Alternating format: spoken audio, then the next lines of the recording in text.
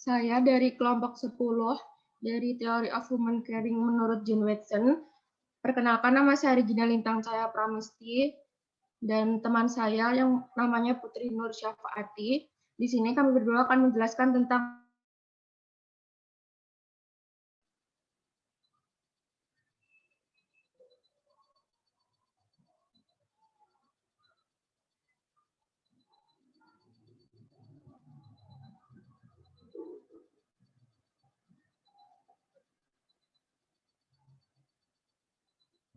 next Mbak Putri.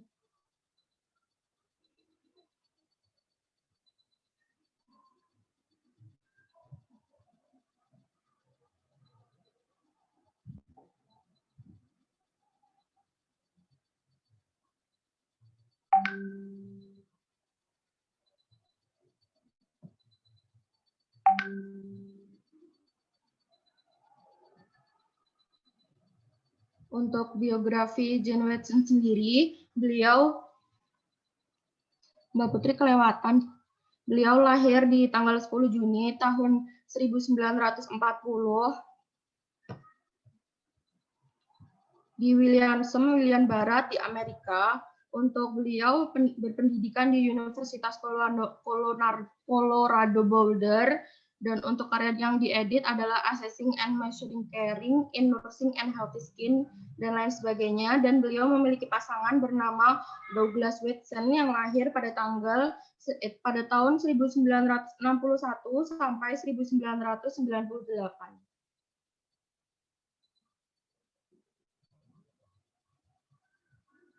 Untuk Theory of Human Caring, caring sebagai hubungan dan transaksi yang diperlukan antara pemberi dan penerima asuhan untuk menerima dan melindungi pasien sebagai manusia dan akan berpengaruh terhadap kesembuhan pasien. Tolak ukur pandangan Jane Watson ini didasari pada unsur teori kemanusiaan. Pandangan teori Jane Watson ini memahami bahwa manusia memiliki 4 cabang kebutuhan manusia yang saling berhubungan. Jane Watson juga menegaskan dalam sikap caring ini tercermin 10 faktor karatif.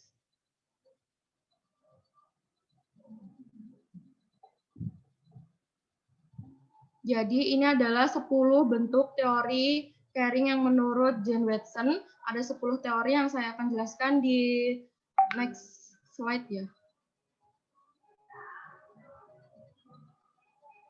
Dan ini adalah 4 cabang dari kebutuhan manusia menurut Jane Watson sendiri.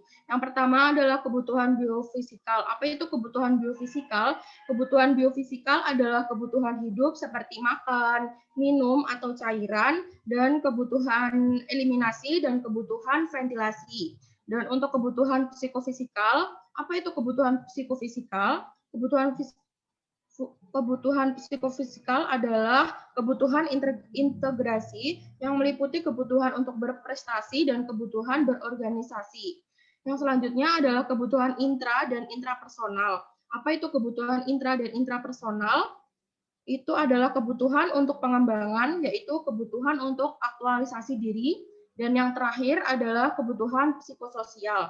Kebutuhan psikososial adalah kebutuhan fungsional yang meliputi kebutuhan aktivitas, kebutuhan istirahat seperti tidur, dan kebutuhan seksual.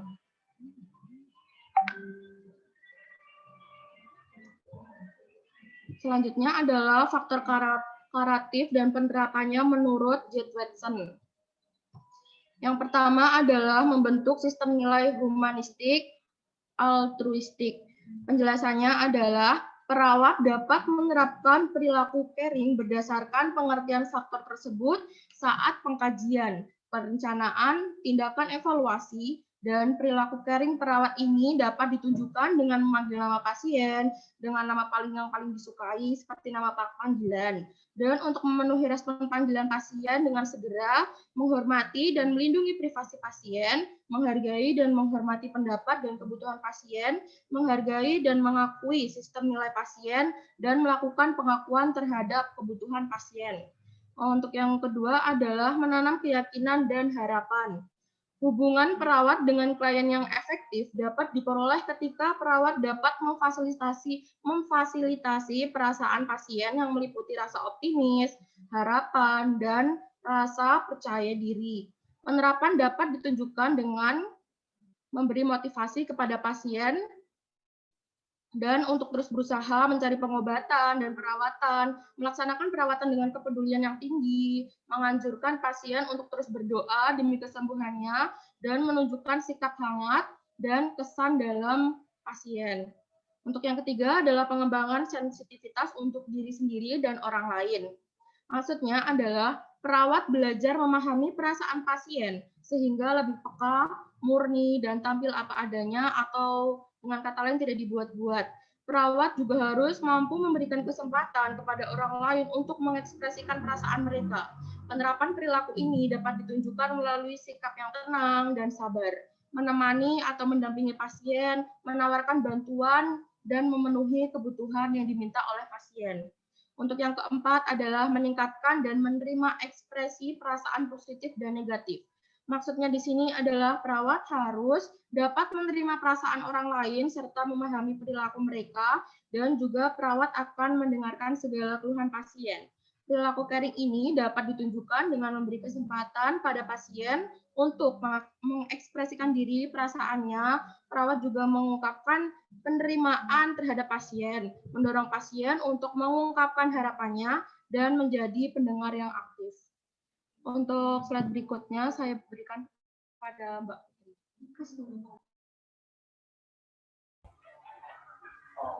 Faktor karatif dan penerapan selanjutnya yaitu yang kelima, membina hubungan saling percaya dan saling bantu. Maksudnya, penerapan perilaku caring perawat berdasarkan faktor tersebut adalah mengucapkan salam dan memperkenalkan diri, serta menyepakati dan menepati kontak yang dibuat bersama, mempertahankan kontak mata, berbicara dengan suara lembut, posisi berhadapan, menjelaskan prosedur, mengorientasikan klien baru, melakukan terminasi. Perawat memberikan informasi dan dengan jujur dan memperhatikan sikap empati, yaitu turut merasakan apa yang dialami pasien. Yang keenam, menggunakan metode pemecahan masalah yang sistematis dan pengambilan keputusan. Manifestasi perilaku caring berdasarkan faktor tersebut adalah melakukan proses keperawatan sesuai masalah pasien, memenuhi kebutuhan pasien, melibatkan pasien, menetapkan rencana keperawatan bersama dengan pasien, melibatkan pasien dan keluarga dalam setiap tindakan dan evaluasi tindakan. Yang ketujuh, meningkatkan proses belajar mengajar transpersonal. Penerapan faktor tersebut yaitu perawat menciptakan situasi yang nyaman dalam memberikan pendidikan kesehatan. Perawat memberikan informasi kepada pasien.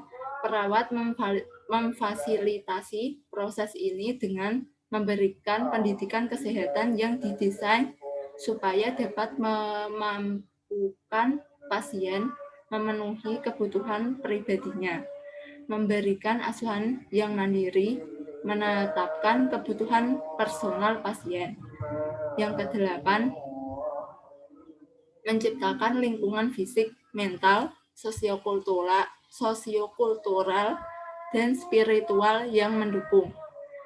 Manifestasi perilaku caring perawat berdasarkan faktor tersebut adalah menyetujui keinginan dan memfasilitasi klien untuk bertemu dengan pemuka agama dan menghadiri pertemuannya, bersedia mencarikan alamat atau menghubungi keluarga yang ingin ditemui oleh pasien, menyediakan tempat tidur yang selalu rapi dan bersih, serta menjaga kebersihan dan ketertiban ruang perawat.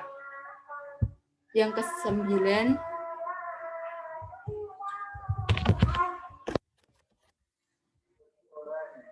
kesembilan, yaitu memberi bimbingan dalam memuaskan kebutuhan. Penerapan perilaku caring perawat berdasarkan faktor tersebut adalah perawat bersedia memenuhi kebutuhan pasien dengan tulus dan menyatakan perasaan bangga dapat menolong pasien, menghargai dan menghormati privasi pasien, menunjukkan kepada pasien bahwa pasien orang yang pantas dihormati dan dihargai. Yang ke-10, mengizinkan terjadinya tekanan yang bersifat fenomenologis agar pertumbuhan diri dan kematangan jiwa klien dapat dicapai. Manifestasi perilaku caring berdasarkan faktor tersebut adalah memberikan kesempatan kepada pasien dan keluarga untuk melakukan hal-hal yang bersifat ritual, memfasilitasi pasien dan keluarga dalam keinginannya untuk melakukan terapi alternatif sesuai pilihannya. Kemudian memotivasi pasien dan keluarga untuk berserah diri kepada Tuhan Yang Maha Esa dan menyiapkan pasien dan keluarga saat menghadapi fase berduka. Terima kasih. Itu saja.